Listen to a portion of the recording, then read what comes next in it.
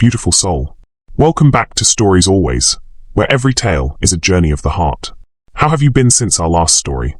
Grab a cup of tea and settle in, because this one is going to move you. If you've ever wondered whether love can still surprise you in a world full of judgment, then don't just listen. Feel this one. And hey, if this story stirs your heart in any way, please like, comment your thoughts, and subscribe for more stories that prove kindness still wins. Because of the love you have shown me, I want to pray for you. Lord, protect my viewers and their families. Keep them safe, guide their steps, and surround them with your love. Let them feel your covering wherever they go. Meet them right where they are. Provide for their needs, whether emotional, spiritual, or financial. Be their provider. For anyone watching who is hurting, in their body, mind, or heart, I pray healing over your life. May God restore you, comfort you, and hold you close. Even if your situation feels hopeless, may you see a light at the end of the tunnel. You are not forgotten. Better days are coming. Amen. You type amen in the comment section, and also let me know where you are watching from. Don't forget to subscribe. Now let's begin. The city was a circuit board beneath him, a sprawling map of light and ambition that pulsed with a rhythm Julian Thorne understood intimately. He stood before the floor-to-ceiling glass of his penthouse, a monolith of steel and silence perched atop Thorne Tower. The suit he wore was not black, but a shade of midnight, so deep it seemed to drink the light. It was custom-tailored, of course. Everything in his life was. The fit was perfect, the lines sharp, the fabric a silent testament to a fortune built on ruthless precision. Julian didn't own things. He curated them, he acquired them, he ensured they bent to his will. Today, that acquisition was a wife. His reflection stared back at him, a ghost superimposed over the glittering expanse of Manhattan. Sharp jaw, eyes the color of slate, a mouth that had forgotten how to offer a genuine smile and settled for a default expression of discerning neutrality. He saw not a groom, but a CEO on the verge of the ultimate merger. Annalise Vance was an asset. A stunningly beautiful, impeccably mannered, socially graceful asset who would complete the picture of his life, filling the one column on his personal balance sheet that remained stubbornly empty. He had vetted her with the same forensic intensity he applied to a corporate takeover. Family history, social circles, education, even her charitable inclinations, all were analyzed, quantified, and approved. He felt a flicker of something, not love, that was too volatile a word, too imprecise, but a quiet satisfaction. A sense of order. She was correct. He turned from the window, his English leather shoes making no sound on the polished obsidian floor. The penthouse was a museum of minimalist perfection. No clutter. No photographs. No sentiment. Just clean lines, expensive art chosen for its investment potential, and the ever-present, low hum of the city below. He walked to his desk, a single slab of black marble that seemed to float in the center of the room. On its surface, 3 items were arranged in perfect alignment. A platinum fountain pen, a slim, encrypted Starkphone, and a small, velvet-lined box. His gaze lingered on the box. Inside was a simple, elegant platinum band, the companion to the 7-carat diamond He'd had designed for her. A diamond so flawless, it was almost cold. He ran a single finger over the cool velvet, his only concession to the moment. He was 38 years old. He had conquered markets, crushed competitors, and built an empire from the smoldering ruins of his father's failed ambitions. He had everything. This was the final piece, the lock on the door to his legacy. The Starkphone vibrated, a crisp, clean buzz against the marble. He glanced at the screen. Mark, his chief of staff, his shadow. Car is downstairs. Florist confirmed final arrangement. Security is swept and sealed. All on schedule. Julian typed a single letter in reply. JY. He didn't need sentences. Mark understood. Efficiency was the currency of their relationship. He slipped the phone into his pocket and picked up the ring box. For a brief, unnerving second, the weight of it felt alien in his palm. He thought of Annalise's hand, the delicate bones beneath the skin, the way her fingers had trembled slightly when he'd first slipped the engagement ring on. He'd attributed it to excitement. Now the memory felt unreadable, a variable he hadn't accounted for. He dismissed the thought as pre-wedding jitters, an illogical, inefficient emotion. He placed the ring box into the inner pocket of his jacket, patting it once. The acquisition was on schedule. The terms were agreed upon. The ceremony was merely a public ratification of the deal. He straightened his tie, his reflection now sharp and clear in the dark screen of his monitor. The king was ready for his coronation. 20 blocks south, but a world away in emotional tonnage, Annalise Vance was drowning in a sea of silk and lilies. Her bridal suite at the plaza was a confection of champagne and gold. A room so opulent it felt less like a hotel, and more like a historical exhibit on the concept of luxury. Sunlight streamed through the arched windows, illuminating dust motes dancing in the air like tiny diamonds. The scent of 1,000 white roses and lilies was thick, cloying, almost suffocating. Her wedding dress, a cascade of handmade lace and seed pearls, hung from a gilded mannequin in the corner, a beautiful, silent ghost waiting to possess her. She sat at the vanity in a white silk robe, a team of artists flitting around her like hummingbirds. One sculpted her hair into an elegant chignon. Another painted her face into a mask of serene beauty. Her mother, a woman who wore her Chanel suit like armor, paced behind her, issuing directives. Isabel, a touch more blush on the apples of her cheeks. We want her to look radiant, not pale. Annalise, darling, sit up straight. You're slouching. Sorry, mother, Annalise murmured, her voice a soft, distant thing. Her eyes were fixed on her own reflection in the mirror, but she didn't see herself. She saw a stranger, a perfectly polished doll with wide, haunted eyes.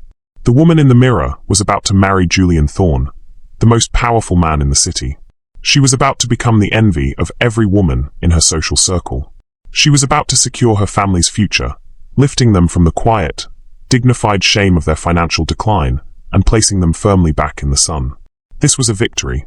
This was the culmination of her mother's every hope, every whispered prayer since the day her father's legacy had crumbled. So why did it feel like a surrender? Her bridesmaids laughed and chatted on the plush sofas, sipping champagne, their voices a bright, sharp counterpoint to the dull roar in Annalise's ears. They spoke of the honeymoon in Bora Bora, of the 6-tiered cake, of the sheer, breathtaking spectacle of it all. It was the wedding of the century. A fairy tale. Annalise's hand, hidden in the folds of her robe, was clenched so tightly her knuckles were white. Her phone, tucked beneath her thigh, felt like a block of ice. It had vibrated once, 15 minutes ago, and the single buzz had sent a jolt of pure, cold dread through her entire body. She hadn't dared to look. Not with her mother's eagle eyes, scanning her every move. Not with the artists and bridesmaids watching. But she had to know. I need a moment, she said, her voice steadier than she felt. Just 5 minutes. To breathe. Her mother paused her pacing, her expression a mixture of concern and impatience. Annalise, we're on a very tight schedule. Julian values punctuality above all else. I know, Annalise said, forcing a small, placating smile. I just need a glass of water. Alone. The smile worked. Her mother softened, patting her shoulder. Of course, darling. Of course. Nerves are perfectly normal. She shooed the artists away. Everyone, give the bride some air. The room cleared, leaving Annalise in a sudden, ringing silence. The scent of the lilies seemed to intensify. She stood up, her legs unsteady, and walked not to the crystal water pitcher, but to the far window overlooking Central Park. Her back to the door, her fingers trembling, she slid the phone from its hiding place. Her heart hammered against her ribs, a frantic bird trapped in a cage. She swiped it open. One new message. The sender was an unsaved number, but she knew who it was from. She knew. The message was brutally simple. It's not too late to do the right thing. He destroys everyone. Don't be a fool. I have the proof. You have until the vows. One word from you, and I send it to him. The phone slipped from her slick fingers, clattering silently onto the thick Persian rug. The air left her lungs in a soundless gasp. Proof. The word echoed in her mind. He had proof. All this time, she had lived with the low-grade hum of anxiety, the fear of discovery, but she had convinced herself she was safe, that the desperate pact she'd made was buried. She sank to her knees, the silk of her robe pooling around her like spilled milk. She pressed her forehead against the cold window pane, the park below a blurry watercolor of green and gold. He destroys everyone. She knew that. She'd heard the stories. She'd seen the scorched earth aftermath of Julian Thorne's business dealings. But she had seen another side of him too.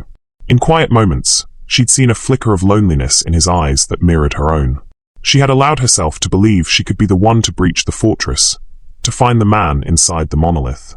She had told herself that her terrible secret compromise had been worth it, that it was a necessary evil to achieve a greater good. For her family, and maybe, just maybe, for herself. Now, that fragile hope was disintegrating. She was trapped. If she backed out now, She would detonate a bomb in the middle of her life, disgracing her family and inviting a wrath from Julian she couldn't possibly imagine. If she said nothing and went through with it, the man holding the proof, her brother's savior, the very rival Julian despised, would send it. He would detonate the bomb for her, right at the altar. It wasn't a choice. It was a guillotine with 2 strings. A soft knock came at the door. "Annalise? Darling? Is everything all right?" Annalise squeezed her eyes shut, fighting back the tears that would ruin the makeup artist's masterpiece. She pushed herself to her feet, her reflection a pale, terrified stranger in the glass. "I'm fine, Mother," she called out, her voice a brittle whisper. "I'm fine. It's a strange thing, isn't it? The difference between a public image and a private reality. We build these perfect facades for the world, for our families, even for ourselves, terrified of what might happen if a single crack appears. Have you ever felt that pressure? The weight of keeping a secret you fear could change everything? What was at stake for you?" Julian checked the time on his Patek Philippe. 1547. The ceremony was scheduled for 1600 hours sharp.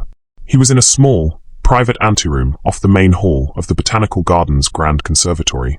Through the frosted glass doors, he could hear the low murmur of the 500 guests finding their seats, the soft strains of a string quartet playing something classical and understated. Everything was proceeding according to his design. Mark entered the room, holding a single, thick ivory envelope. He moved with his usual quiet efficiency, a man who had mastered the art of being indispensable and invisible at the same time. "Sir," Mark said, his tone perfectly neutral. "This was just delivered by a courier. He said it was of the utmost urgency. For your eyes only, before the ceremony." Julian frowned. An unscheduled delivery. A deviation. It irritated him. "Who is it from?" The courier left immediately. No name was given. Julian took the envelope. It was heavy, made of expensive cardstock. His name was written on the front in elegant, unfamiliar calligraphy. Julian Thorne. He slid a finger under the wax seal, a simple, unbroken circle, and broke it. The small crack of the wax sounded unnaturally loud in the quiet room. Inside were not words, but images. The first was a photograph. A high-resolution, professionally taken photograph of Annalise. She was sitting at a cafe, her head tilted, a genuine, unguarded smile on her face. A smile he realized with a sickening jolt he had never seen before. Across from her, holding her hand across the small table, was a man. Adrian Croft. Julian's blood went cold. Croft. His most bitter rival. A corporate scavenger who had been a thorn in his side for years. A man whose entire business model was built on sabotage and theft. He shuffled to the next item. A transcript of a text conversation. He recognized Annalise's number. He scanned the words, his mind processing them with the cold, rapid-fire clarity of a supercomputer analyzing a threat. "Annalise, is it done? Is he safe?" "Croft, the debt is handled. Your brother is clear. Now it's your turn. I need the preliminary specs for Project Chimera. The wedding gives you the perfect cover." "Annalise, I can't, Adrian. He trusts me." "Croft, trust? Don't be naive. You owe me. Your family owed me. This is the only way to settle the ledger for good.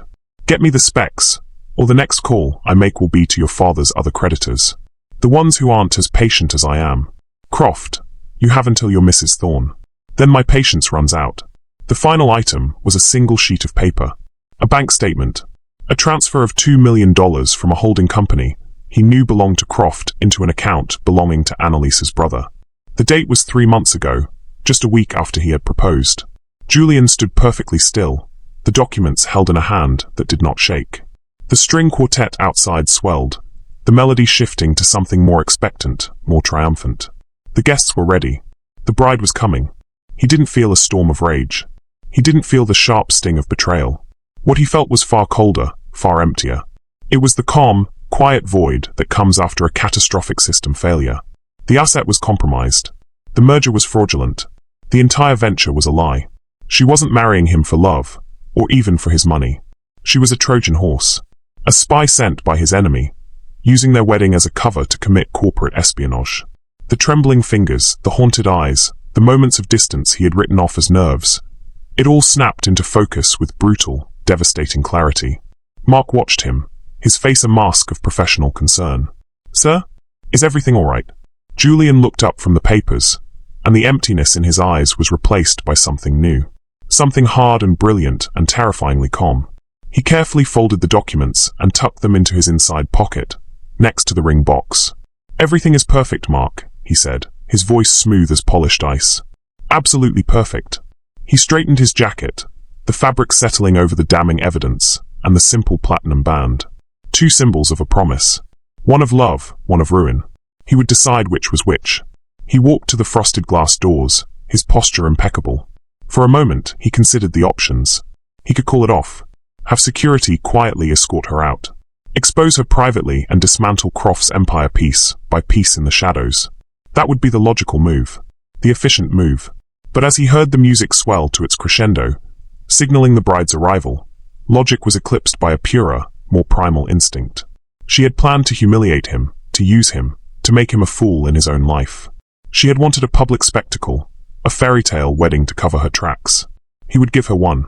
He pushed open the door and stepped into the light, a serene smile fixed on his face. He would stand at that altar. He would wait for his beautiful, treacherous bride. He would let her walk down the aisle on her father's arm, her face a mask of innocence. And then, in front of God and their 500 guests, he would not exchange vows. He would deliver a verdict. Annalise stood at the end of the long, green aisle, the conservatory a blur of faces and flowers.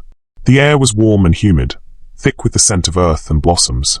Her father's arm was a steady, warm anchor in the swirling vortex of her fear. "You look beautiful, my girl," her father whispered, his voice thick with emotion. "Just like your mother." Annalise couldn't speak. She just squeezed his arm, a desperate, silent plea for a strength she didn't possess. She had made her choice in that silent, gilded room.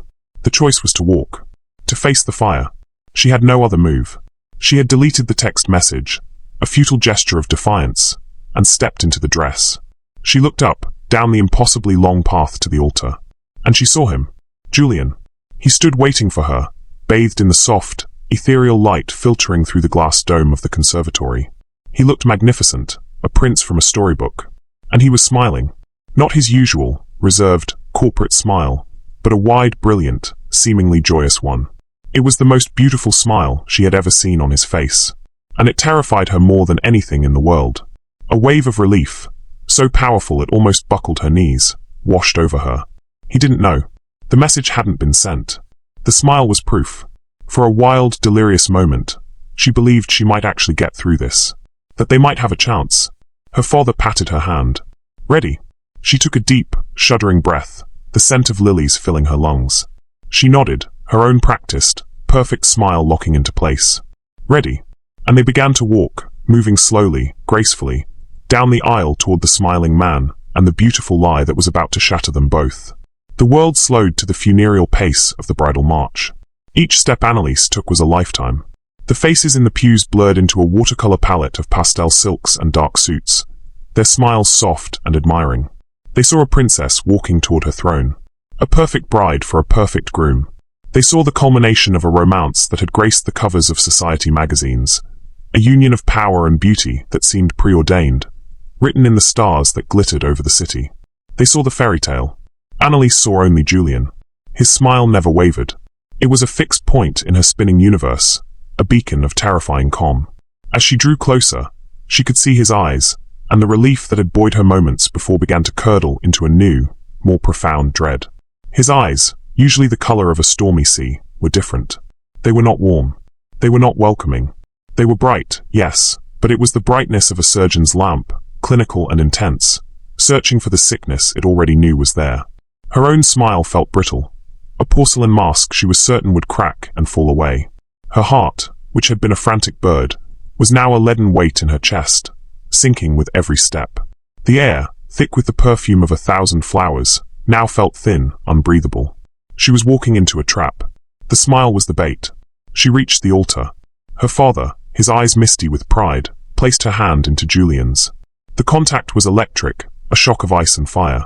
Julian's hand was firm, his grip surprisingly strong, almost possessive. It was not the gentle, respectful touch she was used to from him. This was the hand of a man taking ownership, of a man closing a fist around something he was about to crush. He leaned in, his lips close to her ear, his voice a low, intimate murmur that only she could hear, a chilling parody of a lover's whisper. "You are breathtaking, Annalise," he said. The words were perfect. The tone was poison. Truly, a vision of innocence. A single, cold bead of sweat traced a path down her spine. He knew. The officiant, a kindly-looking man with a gentle voice, beamed at them. "Dearly beloved," he began, his voice echoing softly in the vast, silent space. "We are gathered here today, in the presence of God and this company, to join Julian and Annalise in the sacred bonds of matrimony." Julian held her gaze, his smile unwavering, but his eyes conveyed a message of such cold, precise fury that she felt her soul shrivel. This wasn't a wedding. This was an execution, and he was going to be the one to swing the axe. The officiant's words became a distant, meaningless drone. The normal rituals of the ceremony passed in a horrifying blur. The readings, the blessings, they were all just the ticking of a clock, counting down to a detonation only two of them could hear. Annalise stood woodenly, her hand trapped in Julian's, her body present but her mind screaming, scrambling for an escape that didn't exist. She had walked willingly into the lion's den, convincing herself it was a sanctuary. "And now," the officiant said, turning to Julian, "the couple have chosen to share their own vows." "Julian." This was it. Julian released her hand. The sudden absence of his touch was as shocking as the contact had been. He didn't look at the officiant. He didn't look at the crowd. He looked only at her. He took a half step back, creating a space between them, transforming the altar from a place of union into a stage. He reached into his jacket pocket. For a wild, insane second, she thought he was reaching for the ring. But he didn't. He pulled out the folded sheaf of papers. The transcript. The photograph. The bank statement. He held them in his hand, not opening them yet, just letting the weight of them hang in the air between them. A confused murmur rippled through the front pews. Annalise's mother leaned forward, her brow furrowed in confusion. Adrian Croft, seated 5 rows back, a smug viper in a bespoke suit, suddenly lost his look of triumphant irony. His eyes widened slightly. He had sent the package. He had lit the fuse. He had expected a quiet explosion, a cancelled wedding, a private fallout. He hadn't expected this. Julian's voice, when he spoke, was not the voice of a groom. It was the voice he used in a boardroom, just before a hostile takeover. It was calm, clear, and utterly devoid of emotion. It carried through the silent conservatory, amplified by the hidden microphone on his lapel. "I do have some words I'd like to share," he began, his gaze locked on Annalise's. "Vows of a sort. A vow is a promise, isn't it? A pledge of truth. And I've recently come to believe that truth is the most important foundation for any partnership." He let the word partnership hang in the air, weighted with a meaning that made her stomach clench. "I thought our partnership was built on trust," he continued, his voice as smooth as silk. "I thought it was built on mutual respect, on affection. I believed I was marrying a woman of integrity, a woman whose grace and beauty were matched only by her character." He paused, letting the silence stretch. He was playing with her. He was savoring this, the predator toying with its prey. But love, I've learned, can make you blind. It can make you inefficient. It makes you miss the details. And I am a man who prides himself on details. He unfolded the first paper. It was the photograph of her and Adrian Croft, their hands clasped. He didn't show it to the audience yet. He showed it only to her. Her breath hitched. "I had a vision of our future, Annalise," he said, his voice dropping slightly, becoming more personal, more cruel. "A future built together. A life. But it seems you had a different vision. One that involved a prior business arrangement." He turned slightly, his body now angled toward the guests. And he began to perform. "Our story, as you all know it, is a fairy tale," he announced, his voice resonating with theatrical sincerity. "A whirlwind romance. But every story has hidden chapters, unread pages. And I feel it's only right, as we stand here promising to share everything, that I share what I've learned today." He gestured to the 2 massive, elegant screens that flanked the altar, screens that had been meant to show a romantic montage of their courtship during the reception. "Mark," he said, his voice sharp with command. In a hidden control booth, Mark, his face grim, pressed a button. The screens, which had been displaying a serene image of white roses, flickered to life. And there, 10 feet high, was the photograph.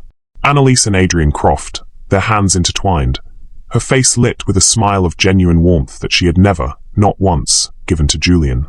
A collective gasp swept through the conservatory. It was not a small sound. It was a physical force, a wave of shock and scandal that washed over Annalise, stealing the very air from her lungs. Her mother's hand flew to her mouth, her face instantly ashen. Her father took a half step forward, his face a mask of disbelief. "This," Julian announced, his voice cutting through the rising murmur, is Adrian Croft. Some of you may know him. He's a competitor of mine, a man of flexible ethics, and, it would seem, a close, personal friend of my bride. He let the image burn into the retinas of their 500 guests. Annalise felt 1,000 eyes on her, not as a bride, but as an adulteress. A fraud. Her legs began to tremble, and she gripped the silk of her dress to keep from collapsing. But a picture can be misleading, Julian said, a magnanimous, false tone in his voice. Perhaps it was an innocent lunch, a chance encounter. But partnerships, especially business partnerships, often require more than a meeting. They require correspondence. He signaled again. The image on the screen changed. Now it displayed the text messages, blown up to an impossible, damning size. The words she had typed in secret, in fear, were now public scripture. Her desperate plea for her brother's safety. Croft's cold, transactional demand for Project Chimera. Her weak protest, he trusts me. Croft's brutal reply, you owe me. The murmuring in the crowd died, replaced by a stunned, horrified silence. The air grew thick with her shame. Every word was a nail in her coffin. She was exposed, flayed, her darkest secret laid bare for the world to see and judge. She risked a glance at her family. Her father looked as if he had been struck, his face pale, his eyes filled with a dawning, devastating pain. Her mother looked simply, utterly destroyed. This was not revenge on her. This was the annihilation of her entire world. Project Chimera, Julian explained to the silent, captive audience, as if delivering a lecture, is a multi-billion-dollar research and development initiative within my company. Its secrets are, needless to say, valuable, especially to a man like Mr. Croft. He turned his gaze to the fifth row, where Adrian Croft sat frozen, his face a ghastly shade of white. Isn't that right, Adrian? Croft didn't respond. He looked like a man who had just watched his own execution. Julian was not finished. He was a master of narrative, and he was building to his climax. But why? He asked the crowd, his voice laced with mock sadness. Why would this beautiful woman, who seemed to have everything, betray me? What could possibly motivate such a profound deception? He signaled a final time. The screen changed again, displaying the bank statement. The $2 million transfer. The names. The dates. It seems, Julian said, his voice ringing with the finality of a judge's gavel, that the price of my company's future, the price of my trust, the price of my heart, is $2 million. The exact amount needed to settle the gambling debts of her brother, and to secure the allegiance of a desperate family. He finally turned his full attention back to her. The smile was gone. His face was a mask of cold, righteous fury. The slate-grey eyes were burning holes into her. So I find myself at an impasse, he said, his voice dropping back to that intimate, chilling whisper that was for her alone. I came here today to make a vow. And a vow is a promise. I will not promise to love you. I will not promise to honor you. And I will certainly not promise to cherish you. But I will make a vow. I vow that you will remember this day for the rest of your life. I vow that you will understand the consequences of trying to make a fool of Julian Thorne. And I vow, he leaned closer, his voice barely audible, that I will enjoy dismantling every last piece of the life you thought you were securing, starting with the man who put you up to this.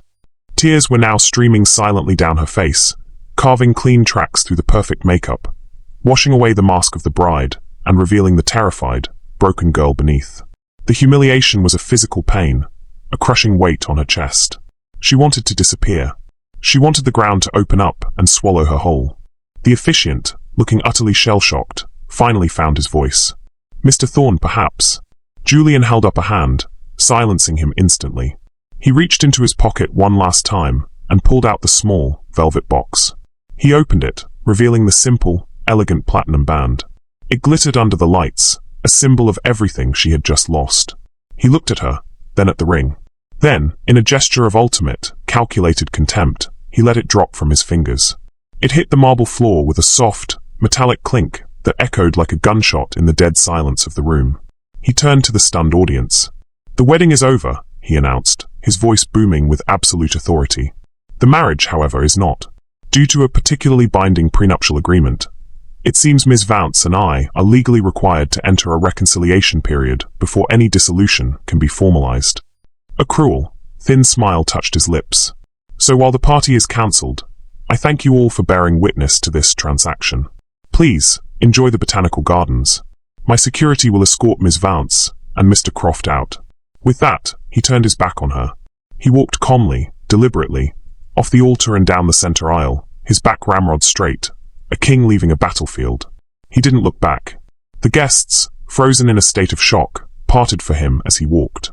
Annalise was left alone on the altar, a statue of shame in a white dress. The screen still blazed with her betrayal. The ring lay on the floor at her feet. The silence was broken by a single, gut-wrenching sob. It was her own. The days that followed were not days at all. They were a smear of grey, a long, hollow echo of the moment the ring hit the marble floor. For Julian, the world resolved itself into a familiar, comforting landscape. The cold, hard lines of his office, the glow of stock tickers, the relentless pursuit of victory. Pain was a vulnerability, an inefficiency to be purged from the system. He did not grieve the loss of Annalise. He cauterized the wound with work and vengeance. He arrived at Thorn Tower the morning after the wedding before the sun had even touched the skyline, his face an unreadable mask of stone. His employees, who had heard the whispers, the rampant gossip that had exploded across the city's elite circles, scurried out of his path. They saw their boss, but the usual intimidating aura had been replaced by something far more unsettling. A stillness, a void. He summoned his legal team. They assembled in the boardroom, a collection of the sharpest, most ruthless minds in corporate law, their faces a mixture of apprehension and morbid curiosity. Julian stood at the head of the table, not a man nursing a broken heart, but a general outlining a battle plan. Adrian Croft, he began, the name dropping into the silent room like a shard of ice. I want him dismantled. I don't want him bankrupted. That's too simple. I want his reputation shredded. I want every partner he has to abandon him, every investor to flee. I want his name to become a cautionary tale whispered in boardrooms from here to Shanghai. Find every weakness, every over-leveraged deal, every regulatory corner he's ever cut. I want a full-spectrum assault. Financial, legal, public relations. Is that clear? The team, galvanized by the cold fury radiating from him, nodded in unison. This was a language they understood. This was war. And Ms. Vance's family, Julian continued, his voice dropping a fraction. The name was a taste of ash in his mouth. I want a full accounting of their assets and liabilities. Every debt, every creditor. Bring it to me. We are not to act on it. We are merely to observe. He spent the next week in a state of suspended animation, powered by caffeine and a cold, burning rage. He worked 18-hour days, his mind a fortress against the intrusive whispers of what might have been. He refused to think of her smile, the real one from the photograph. He refused to remember the soft, hesitant way she'd touched his arm during a walk in the park, a memory that now felt like a calculated deception. He refused to acknowledge the hollow space in his penthouse, a space that had been waiting to be filled, a space that was now an echoing monument to his own spectacular failure of judgment. His focus on Croft was surgical and absolute. He orchestrated a hostile takeover of a smaller company Croft had been trying to acquire, deliberately overpaying to bleed him. He leaked an anonymous tip to a financial journalist about irregularities in Croft's import-export dealings, triggering a federal investigation. He poached Croft's top 3 executives, luring them away with offers so obscene they couldn't be refused. Each victory, each small piece of Croft's empire that crumbled, should have brought satisfaction. But it didn't. It was like drinking salt water to quench a thirst. The momentary relief was always followed by a deeper, more profound emptiness. In the dead of night, alone in his sterile penthouse, the silence would press in on him. He would stand before the window, looking down at the city lights, and the reflection that stared back was not a victor. It was just a man, alone in a gilded cage, the architect of his own magnificent isolation. He was winning a war no one else knew he was fighting, but the ghost of Annalise's betrayal haunted the battlefield, a silent witness to the hollowness of his conquest. He was resisting the pain, burying it under the rubble of another man's life. But he knew, in a place he refused to acknowledge, that the rubble was his own. For Annalise, there was no work to retreat to, no empire to command. There was only the ruin. She didn't remember being escorted out of the conservatory. She remembered the crush of silence, the weight of 1,000 eyes, and then a blur of motion as 2 of Julian's security guards, men with impassive faces and discreet earpieces, flanked her. They didn't touch her, but their presence was a wall, guiding her away from the wreckage. She remembered catching her father's eye.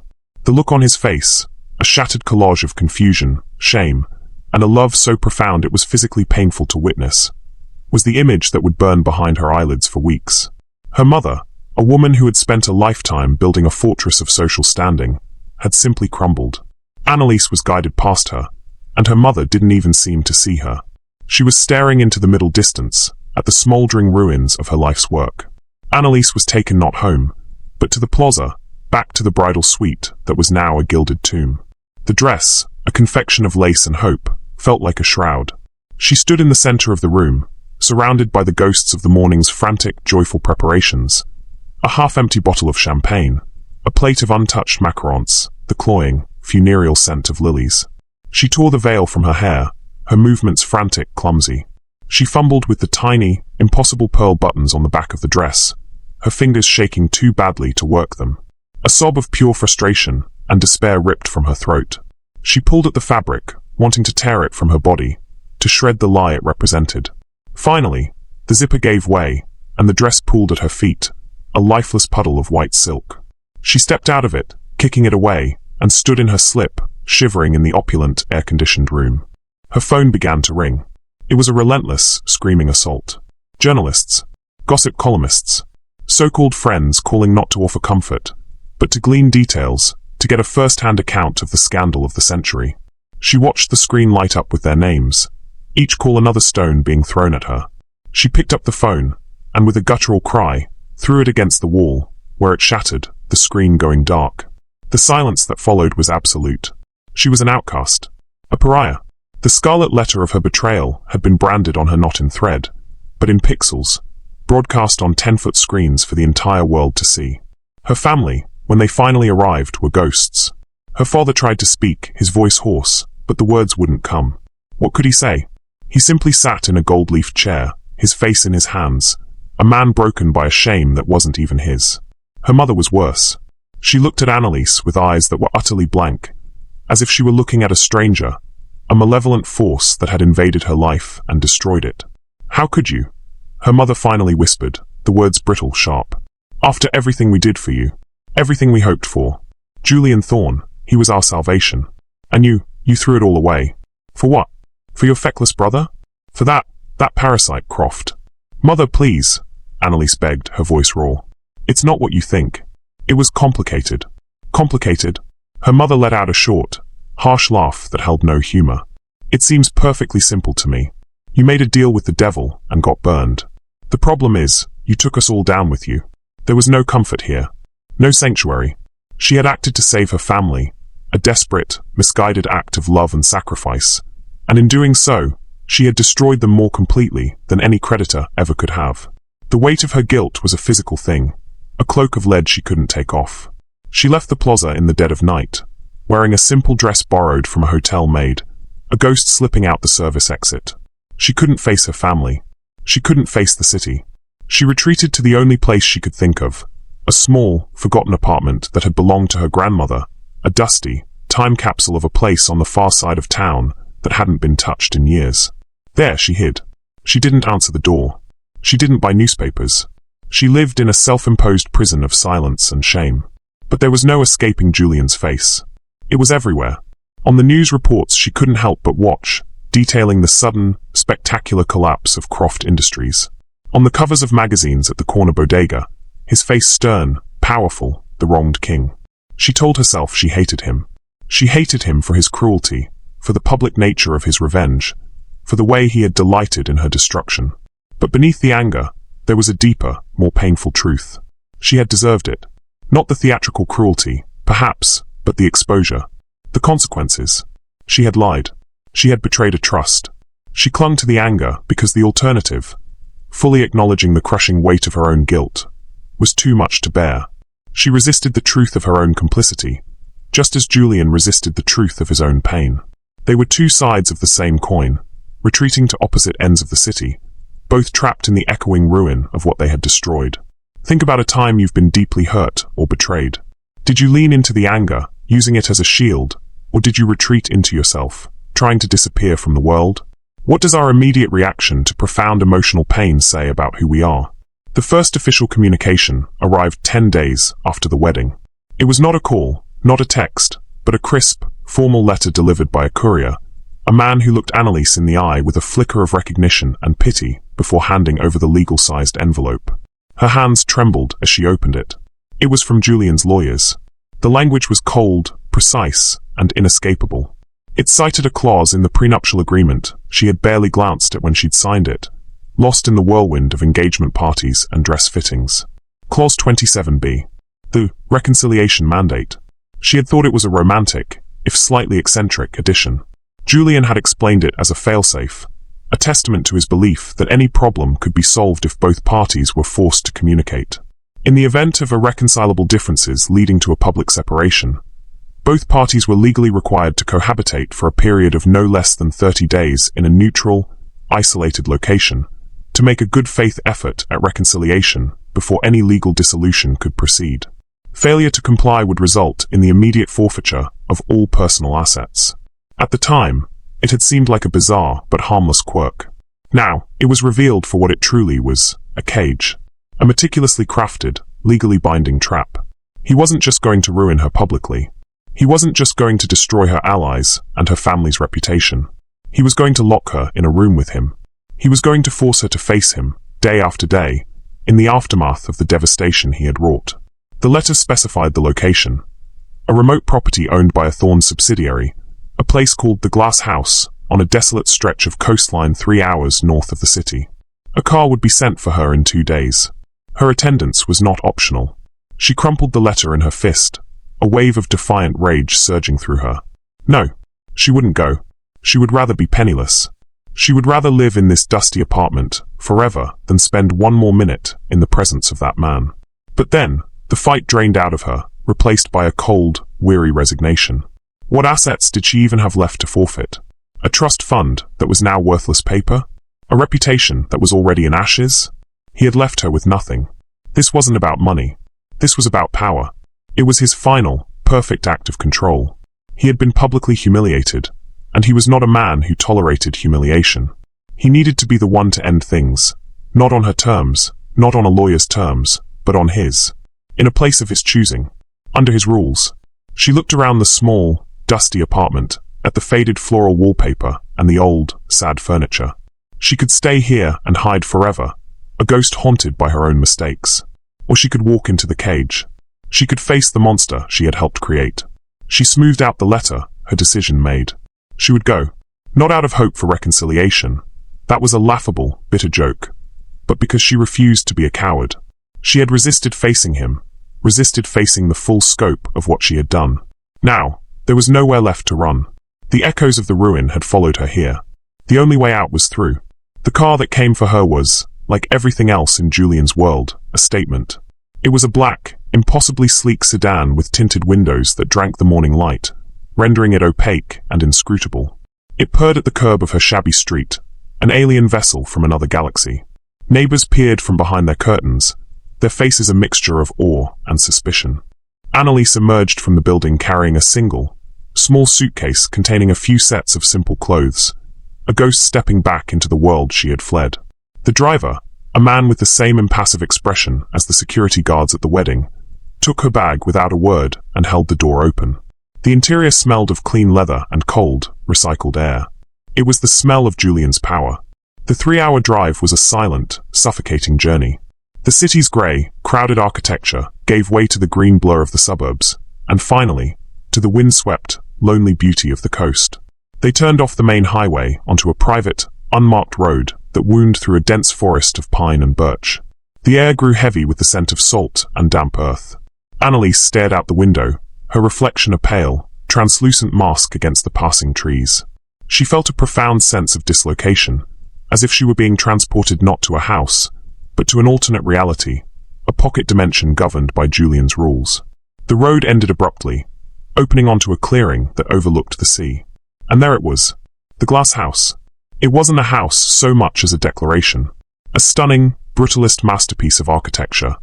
It was a series of interconnected glass boxes perched precariously on a rocky cliff, cantilevered out over the churning grey waves of the Atlantic. There were no curtains, no blinds, no walls to hide behind.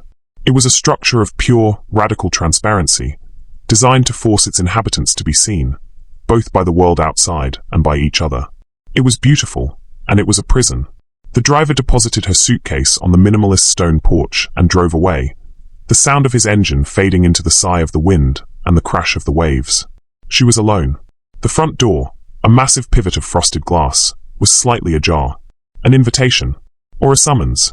Taking a deep breath that did little to calm the frantic fluttering in her chest, she pushed it open and stepped inside.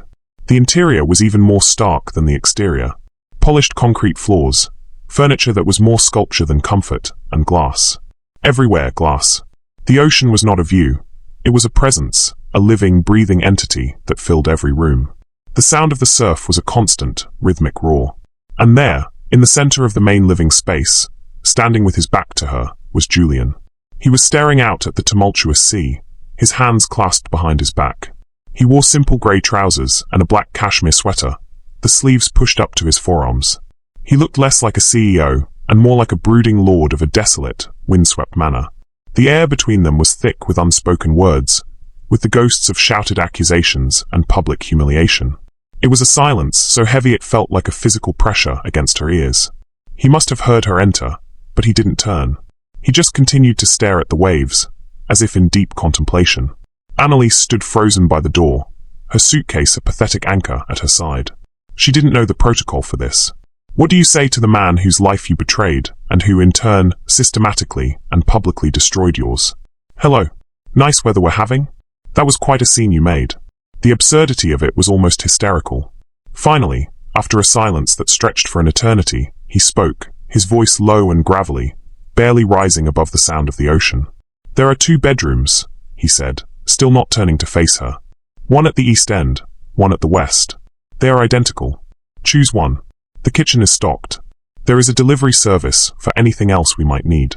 We will not be leaving the property for the next 30 days. His tone was flat, devoid of any emotion. It was the voice of a man giving instructions to a subordinate, not a husband speaking to a wife, however estranged. The use of the word, we, was particularly jarring.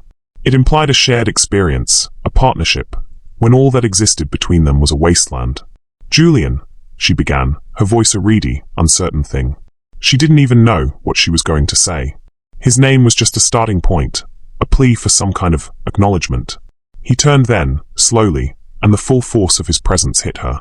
The 2 weeks since the wedding had changed him. The sharp, controlled anger was gone, replaced by a deep, weary coldness that seemed to emanate from him in waves. There were faint, dark circles under his eyes, and his jaw was tight with a tension that looked permanent. He was still the predator, but now he looked like a predator that had been wounded in the hunt. There are rules, Annalise, he said, his eyes meeting hers. They were flat, lifeless. Rule 1, we do not speak of the wedding. Rule 2, we do not speak of Adrian Croft. Rule 3, we maintain a civil distance at all times. This is not a reconciliation. This is a legal formality. We will serve our time, our lawyers will file the papers, and we will walk away. Do you understand?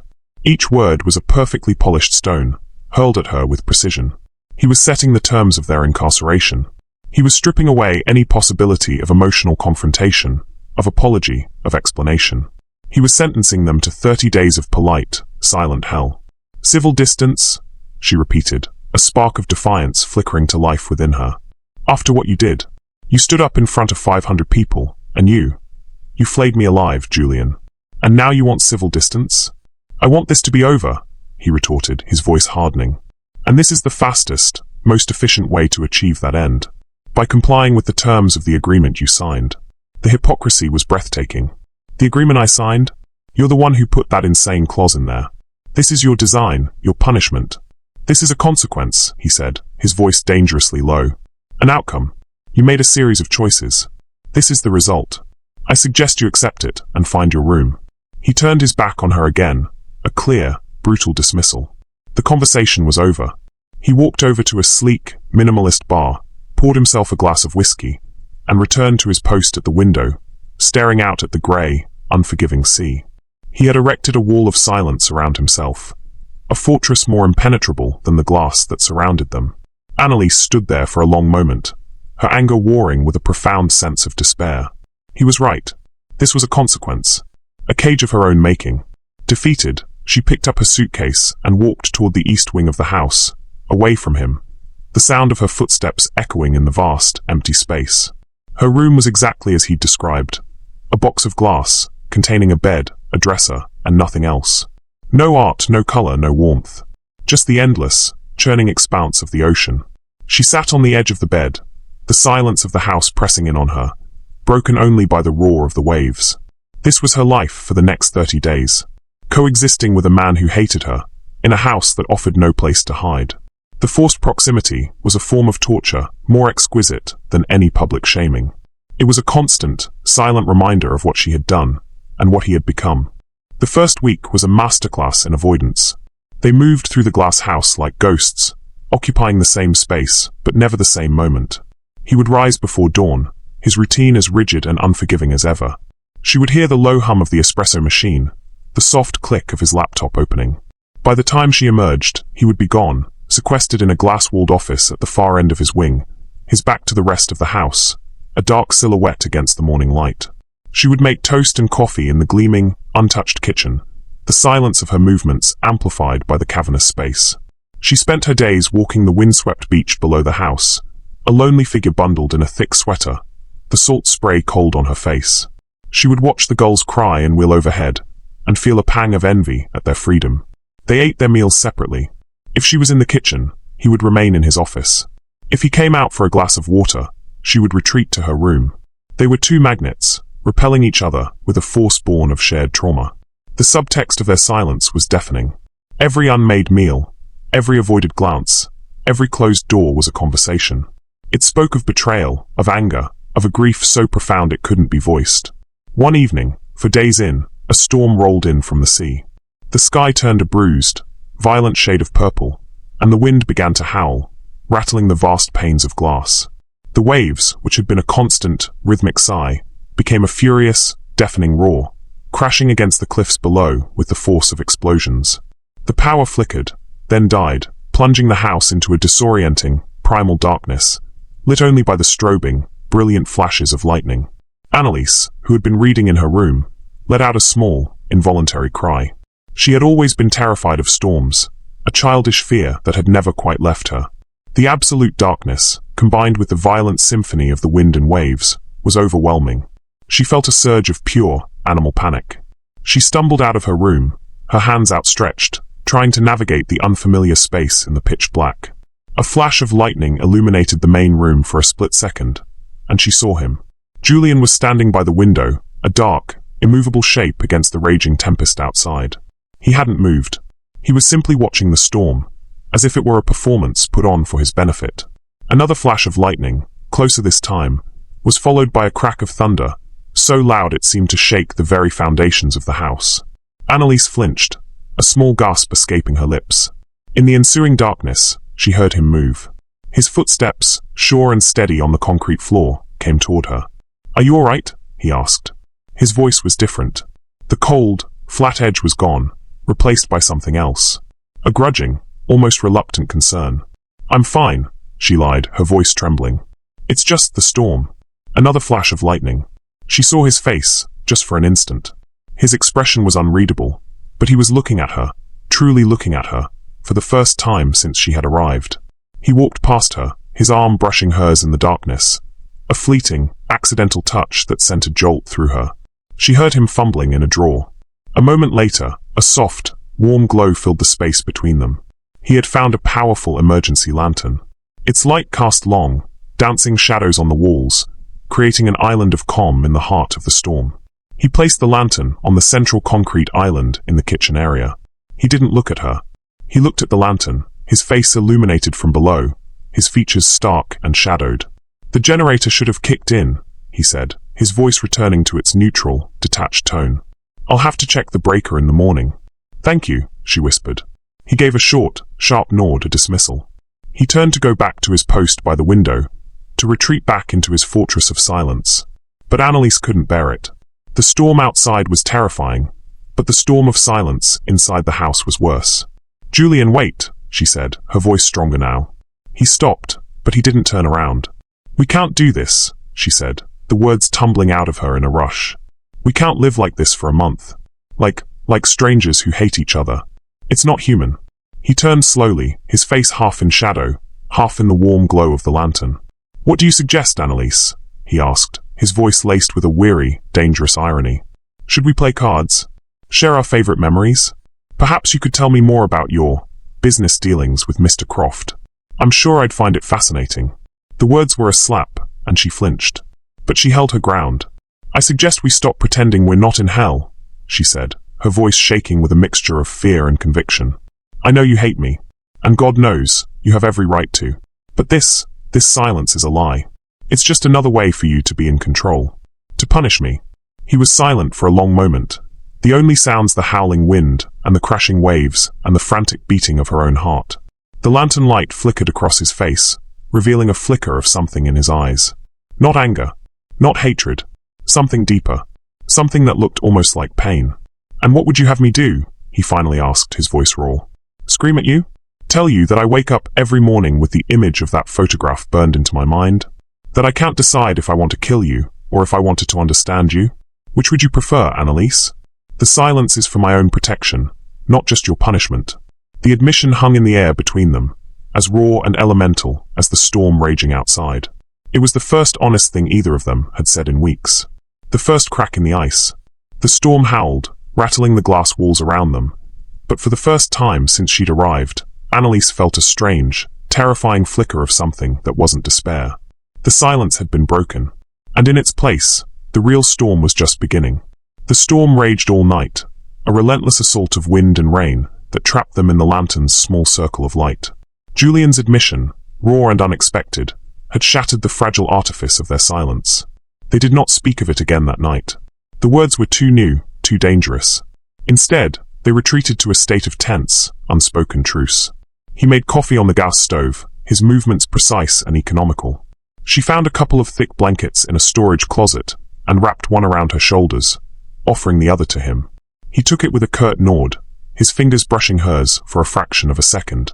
The contact was brief, accidental, but in the charged atmosphere of the house, it felt as significant as a shout. They spent the rest of the night in the main room, two solitary figures on opposite ends of a long, modernist sofa, listening to the storm. They didn't talk. They didn't need to. The shared space, the shared vulnerability to the elements, was a conversation in itself. Annalise watched the way the lantern light carved shadows on his face, the way his jaw was clenched even in repose. He wasn't a monster. He was a man in profound, tightly controlled pain. And for the first time, she felt a sliver of something other than fear or guilt. A painful, unwelcome empathy. She had done this to him. She had taken the cold, ordered certainty of his world and smashed it. The next morning, the storm had passed. The world outside was washed clean, the air crisp and smelling of pine and wet earth. The sea, however, was still a churning, angry grey, and the sky was a blanket of low, bruised clouds. The power was still out. Julian, true to his word, went to check the generator. Annalise, restless and unwilling to be confined to the house, put on a pair of boots and a raincoat and went for a walk along the beach. The sand was littered with debris churned up by the storm, tangled seaweed, smooth, grey driftwood, and the occasional, sad piece of plastic refuse. She walked for nearly an hour, her mind a turmoil of replayed conversations and unspoken regrets. As she rounded a rocky headland, she saw something half buried in the wet sand, tangled in a thick mass of kelp. It was a wooden box, old and waterlogged, its brass fittings green with age. A sea chest, probably washed down from one of the old fishing cottages further up the coast. Curious, she knelt and worked it free from the sand and seaweed. It was heavy, and the lock was rusted shut. Using a sharp-edged rock, she pried at the rusted hinge. With a groan of protest, the wood splintered and the lid opened. Most of the contents were ruined, a sodden, pulpy mess of what might have been paper. But in a corner, protected by a decaying oilskin pouch, was a small, leather-bound journal. The leather was stiff and warped, but the pages inside, though yellowed and water-stained, were mostly legible. The ink was faded, written in an elegant, spidery script. She opened it to the first page. Property of Robert Vance. Her breath caught in her throat. Robert Vance. Her father. This was his. He had loved this stretch of coast, had brought her and her brother here as children, before everything. He must have lost it years ago. Finding it now, here, at this place of all places, felt like a message from a ghost. Her hands trembling, she sat on a piece of driftwood and began to read. The journal was a mix of things. Observations about the tides, sketches of seabirds, business notes. But as she turned the pages, the entries grew darker, more frantic. It chronicled the last year of his life, the collapse of his company, the mounting debts, the crushing shame.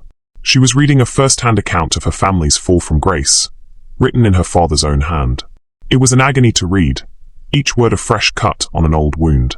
Then she found the entry, dated just a week before his death. The deal is dead.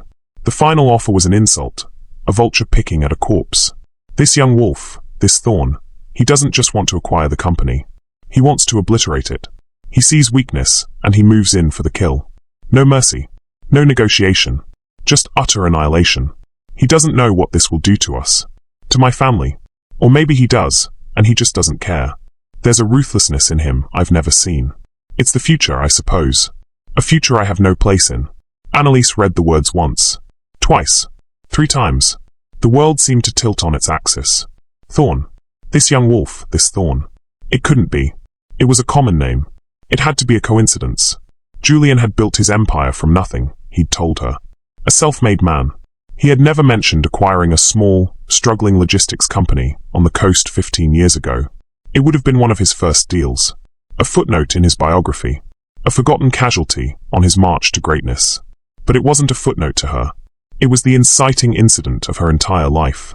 It was the event that had led to her father's suicide, to her family's quiet, desperate poverty, to her brother's foolish gambling, to her entanglement with Adrian Croft. It was the original sin. The entire, tangled, tragic mess of her life, and it all led back to him. To Julian. The man who had stood on that altar and accused her of destroying his world, when all along, he had been the one who had unknowingly destroyed hers first. She closed the journal, her knuckles white.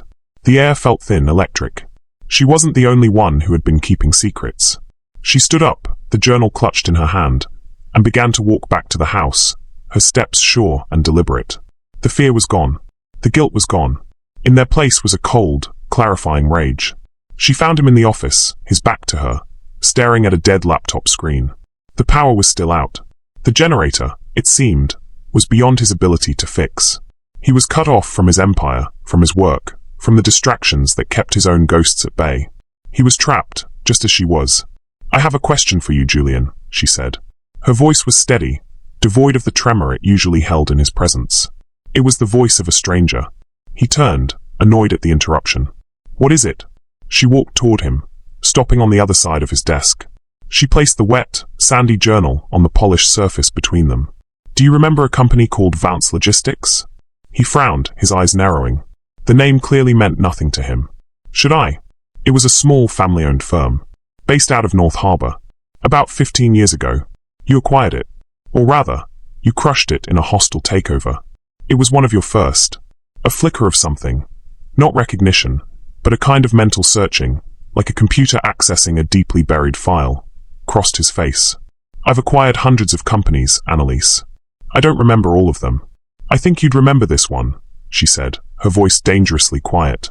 The owner, the man who founded it, his name was Robert Vance. He killed himself a week after you drove his company into the ground, leaving his family with nothing. The silence in the room was absolute.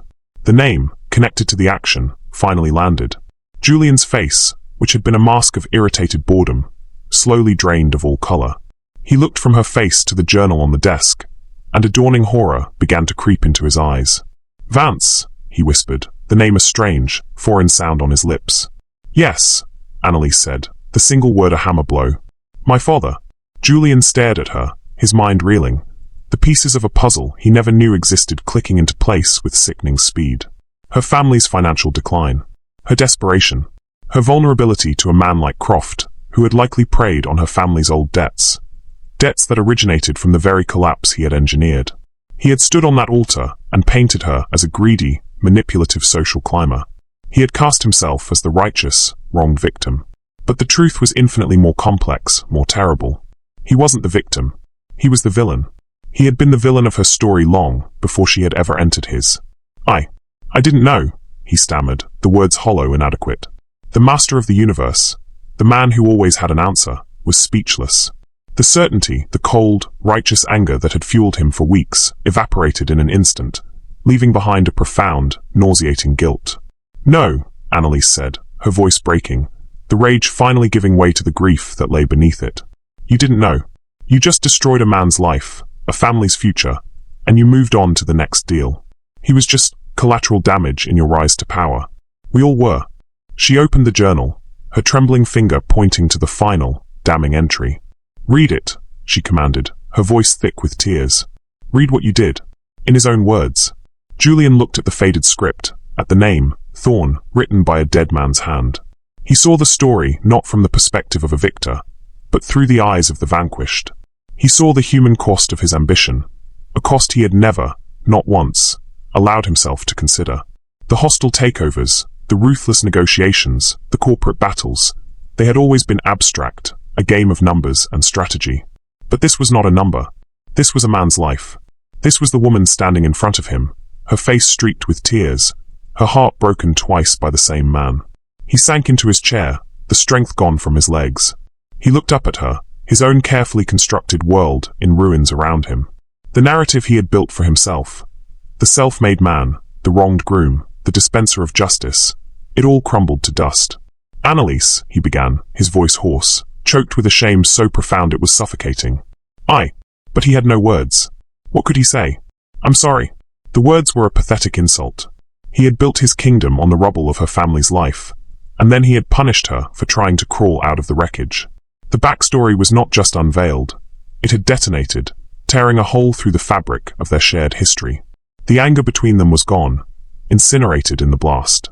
In its place was something far more terrifying, far more intimate, a shared, unbearable truth. A debt that could never be repaid. The ghost of her father was in the room with them, and his presence changed everything. The revelation did not bring them closer, not at first.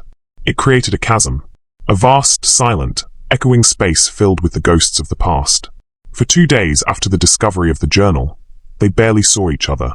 The house, which had once been a stage for their silent war, now felt like a mausoleum.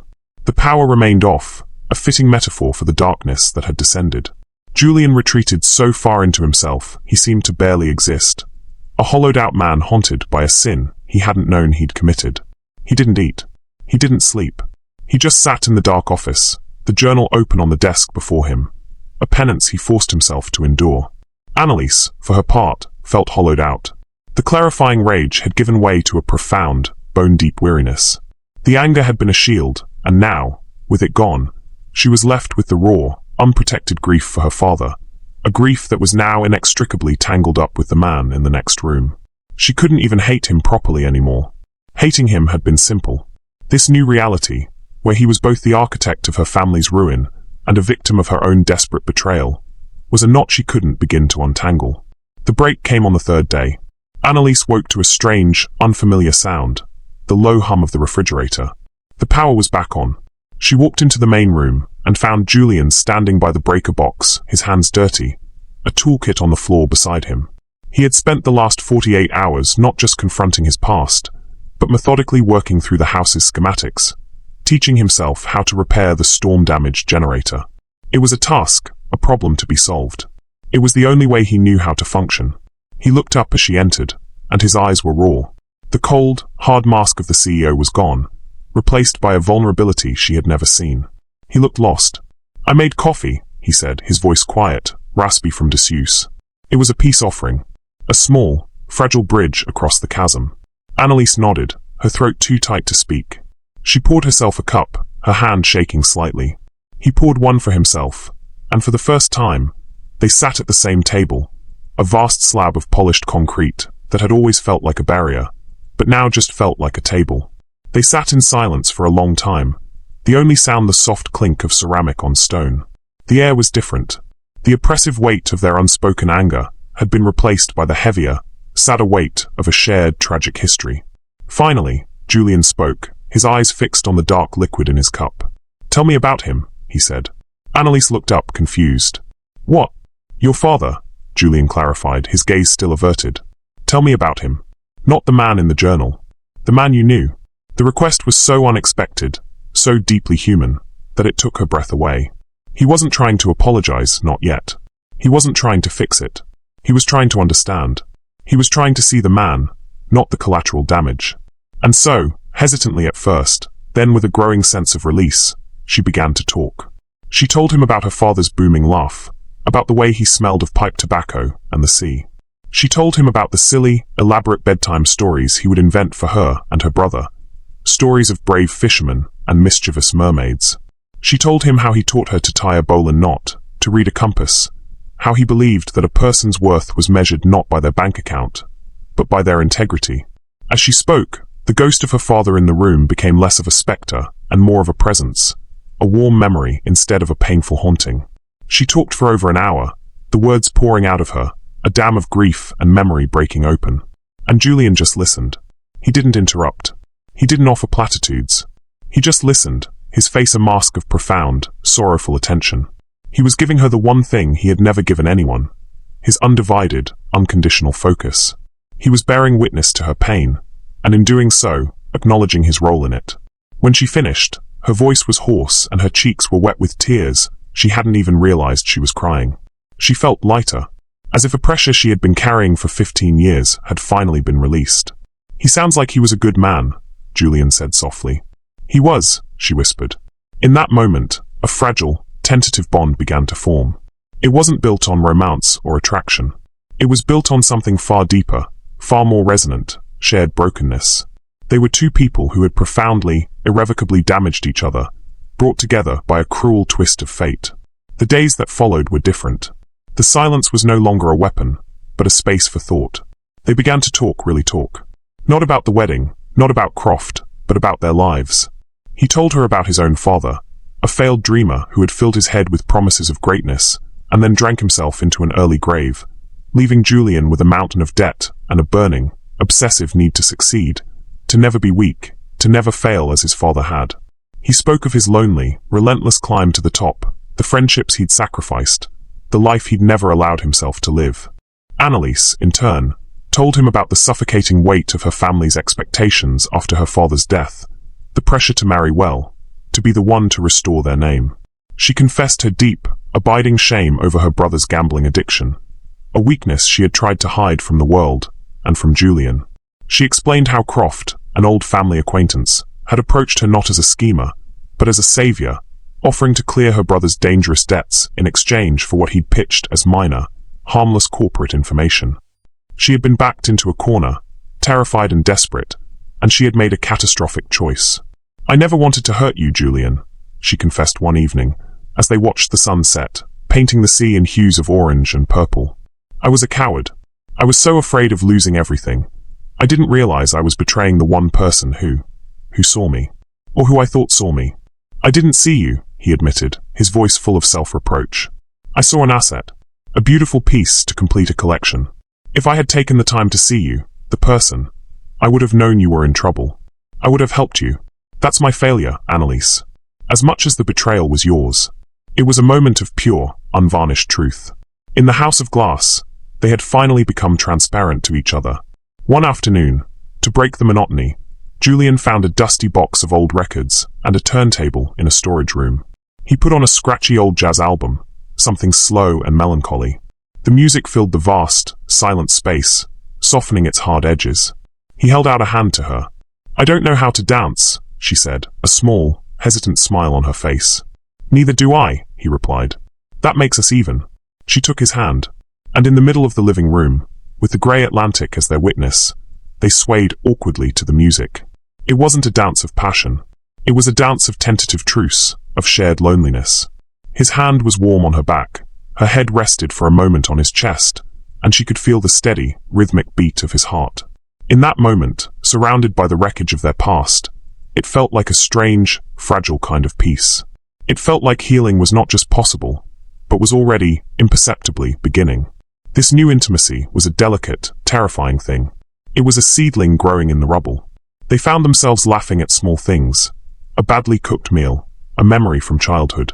They started eating their meals together, not out of obligation, but because they found they preferred the company to the solitude.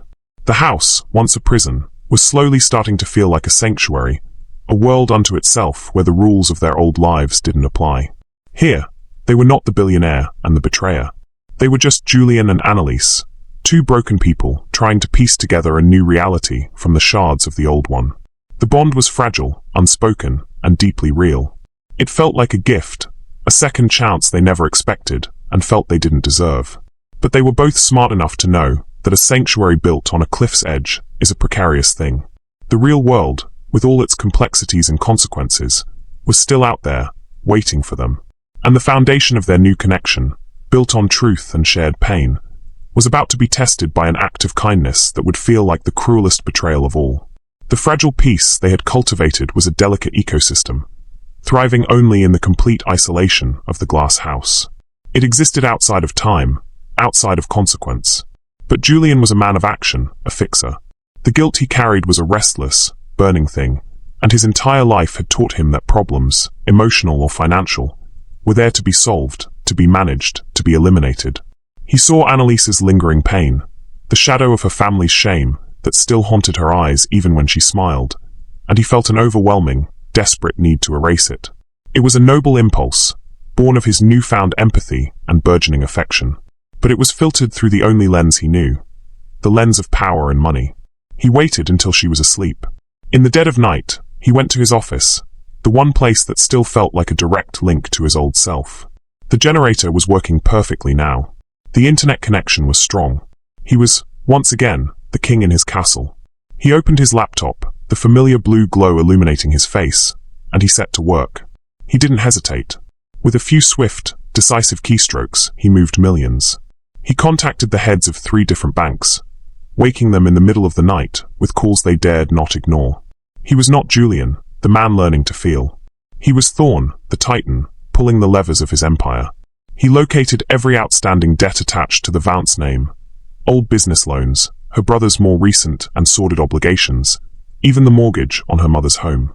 He paid them all, anonymously, through a series of shell corporations and blind trusts. He wiped the slate clean.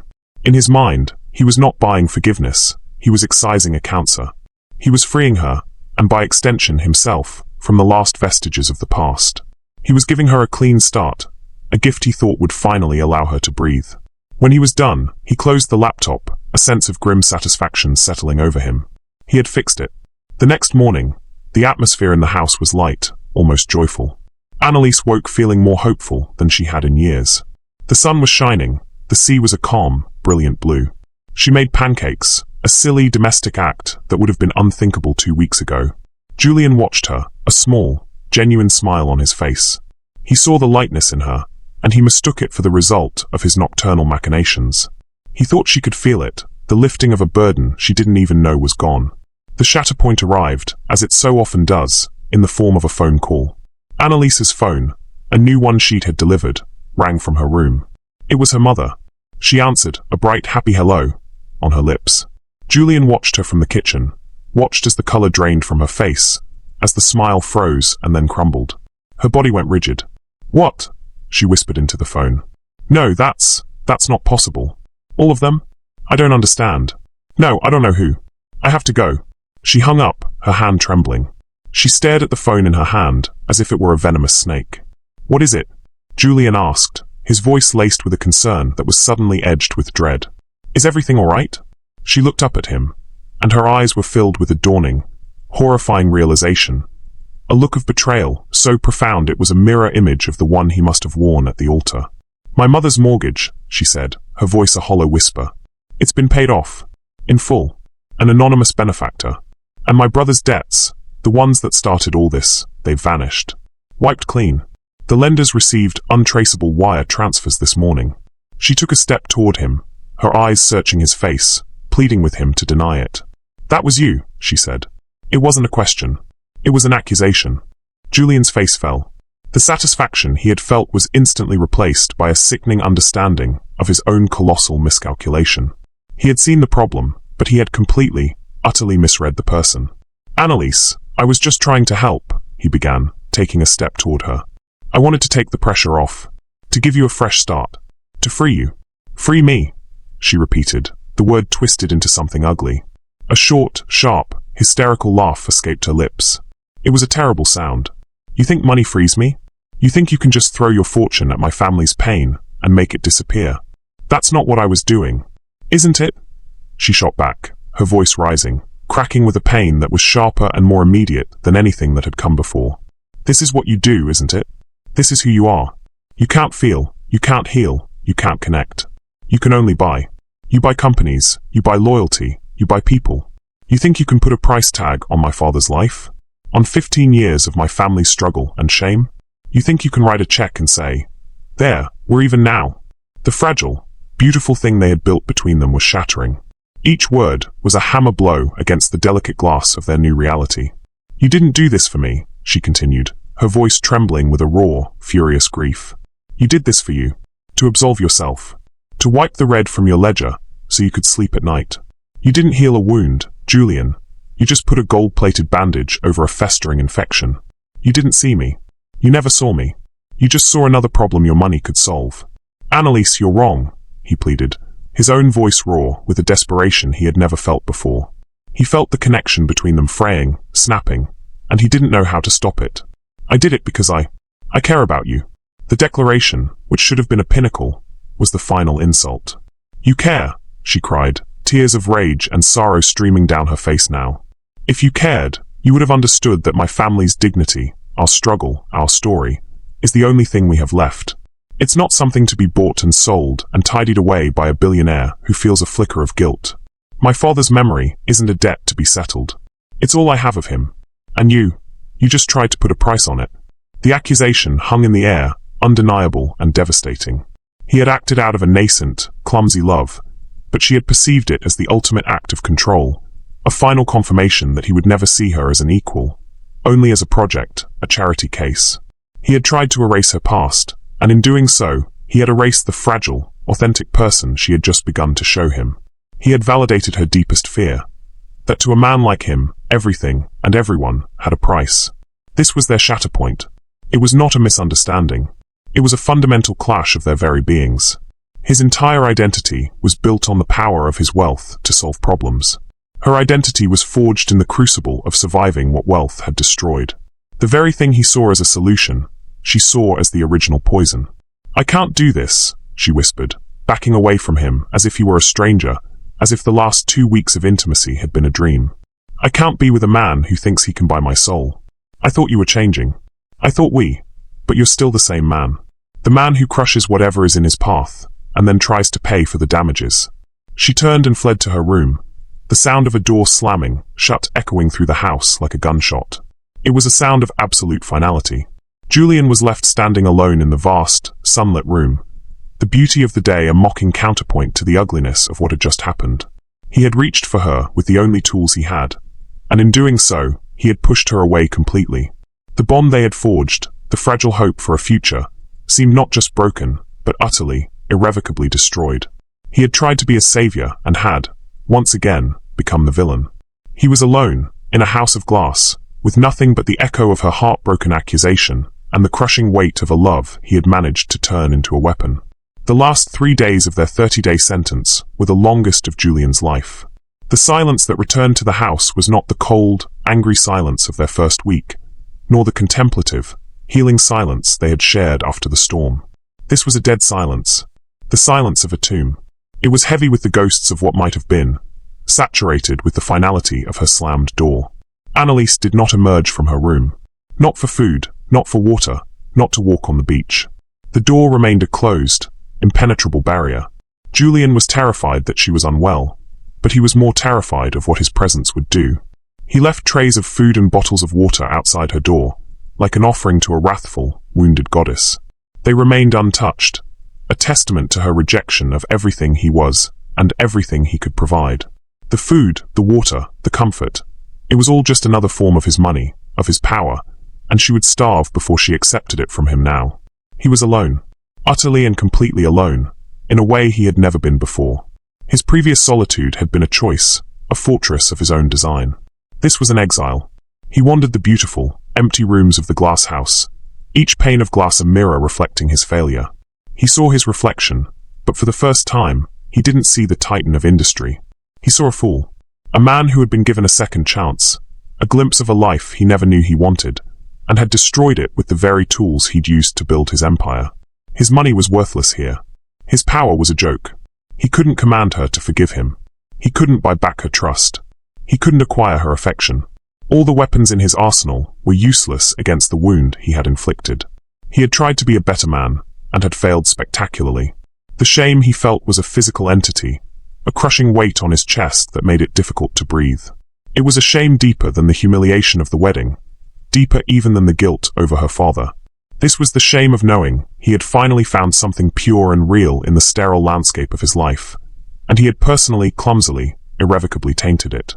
On the morning of the 30th day, he stood in the living room and watched the sun rise, the sky turning from inky black to a soft, bruised purple. A car would be arriving in 2 hours to take them back to the city, back to their separate lives. The legal formality would be complete. They could file for the divorce. He could retreat to his penthouse, his company, his cold, ordered world. He could bury himself in work, erect his walls again, and pretend the last month had never happened. That was the choice, wasn't it? He could choose pride. He could accept her judgment of him. He could tell himself she was right, that he was incapable of being the man she needed, and walk away. It would be the safe choice, the logical choice. It would protect him from any further pain, from any more rejection. It was the choice the old Julian Thorne would have made without a second thought. Or he could choose vulnerability. He could choose to stand before her one last time, stripped of his power, his wealth, his pride. He could offer her nothing but the broken, humbled man he had become. He could make one final, desperate appeal, not for forgiveness, but for a chance to learn. It was a terrifying prospect. It meant risking the final, ultimate rejection. It meant admitting his utter defeat. He walked to her door. The untouched tray of food from last night was still there, a monument to his failure. He stood before the closed door for a long time, his heart hammering against his ribs. This was harder than any boardroom negotiation, more frightening than any corporate war. This was the true reckoning. He knocked softly. "Annalise." Silence. "Annalise, the car will be here soon," he said, his voice unsteady. "I know you don't want to see me. I know you hate me. But I can't. I can't let it end like this. Please. Just 5 minutes." He waited, his forehead pressed against the cool wood of the door. He could hear nothing. He was about to turn away, to accept his fate, when he heard the soft click of the lock. The door opened a few inches. She stood in the sliver of space, a pale, fragile ghost. Her eyes were red-rimmed and hollow, her face etched with a grief so profound it made his own heart ache. She was wearing the same simple clothes she had arrived in, her single suitcase standing by her feet. She was ready to leave, ready to escape him. She didn't speak.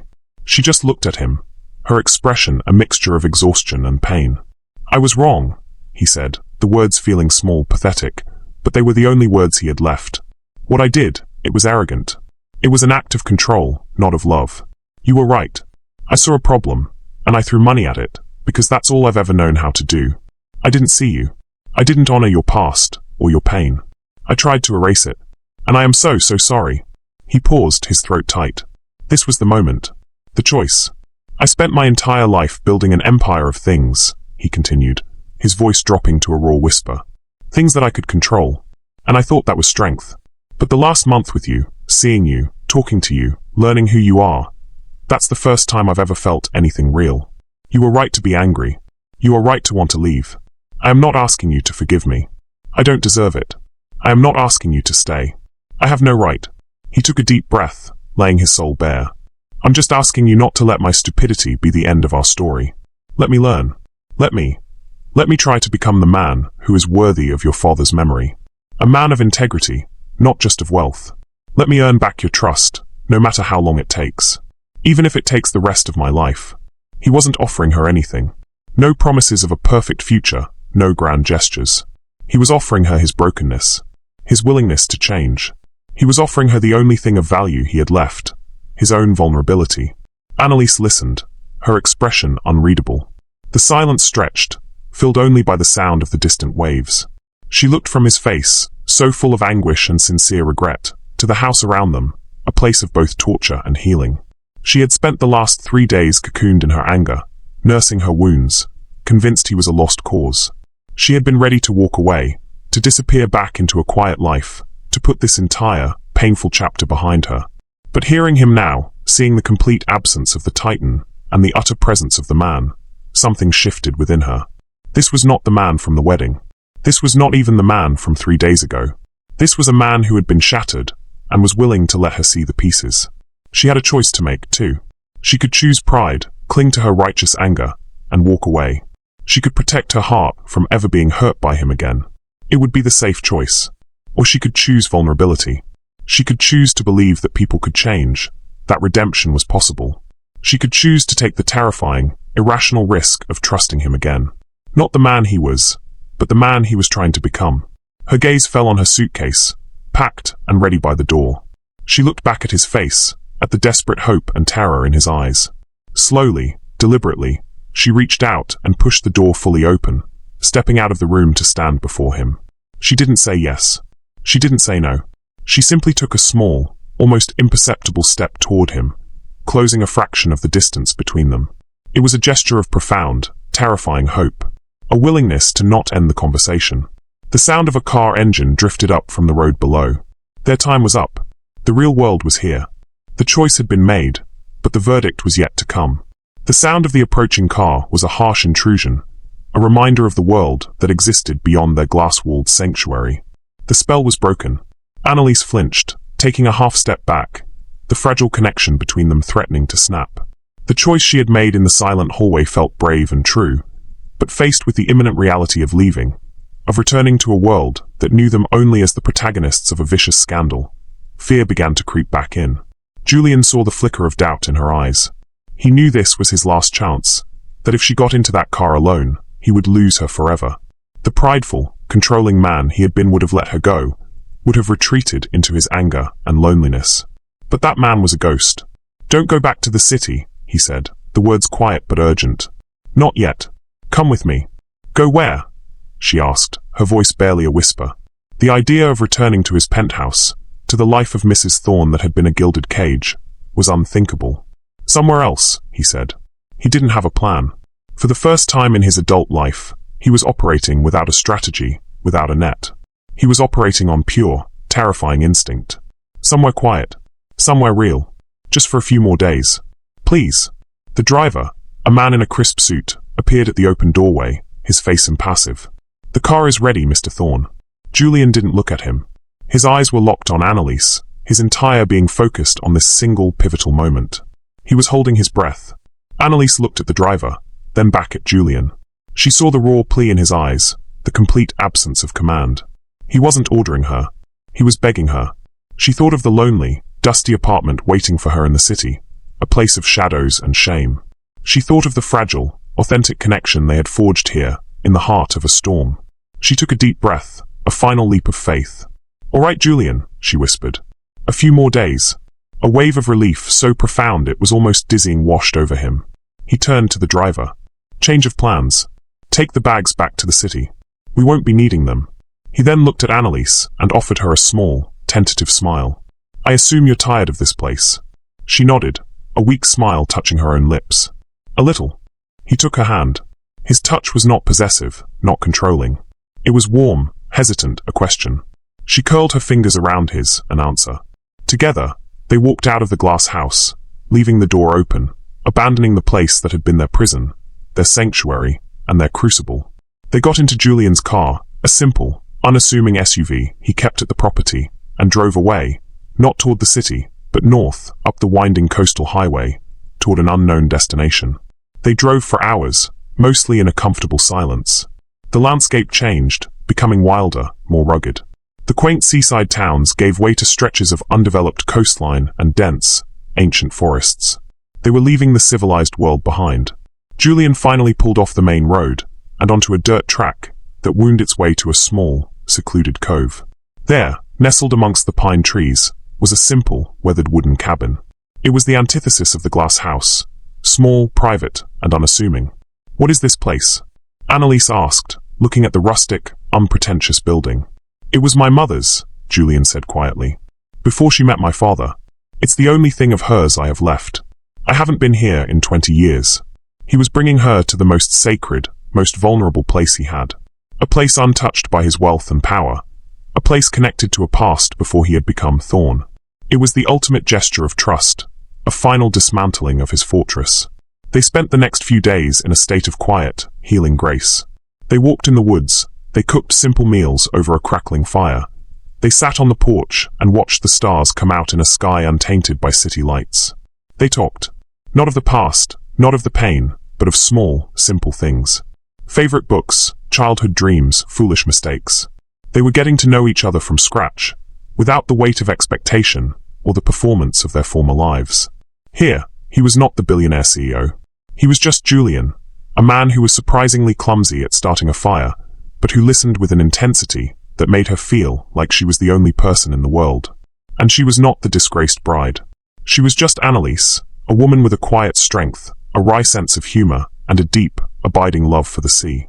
One evening, as they sat by the fire, Julian turned to her, his face serious in the flickering light. "I know what I have to do," he said. "When we go back." "What do you mean?" "I'm selling the company," he said. The words were so shocking, so world-altering, that Annalise could only stare at him.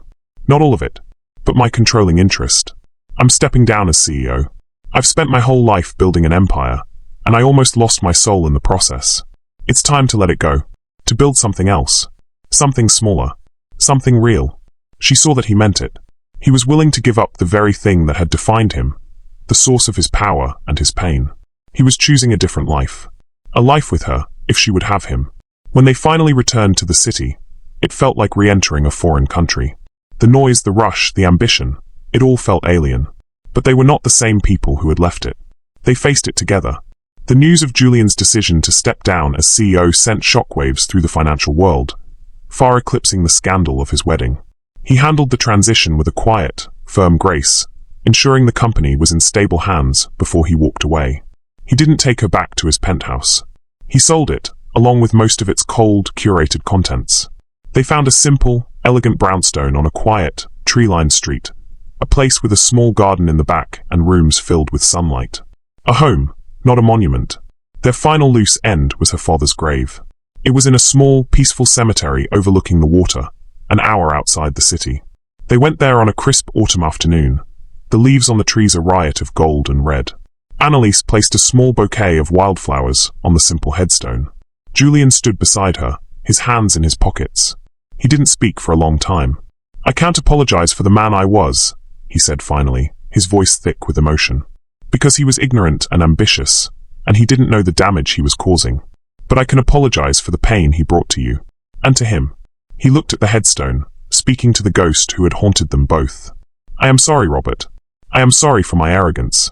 And I promise you, I will spend the rest of my life honoring your daughter and trying to be the kind of man you would have respected." It was his true apology. Not to her, but for her. Then he turned to Annalise. His eyes were clear, full of a love so deep and steady it took her breath away.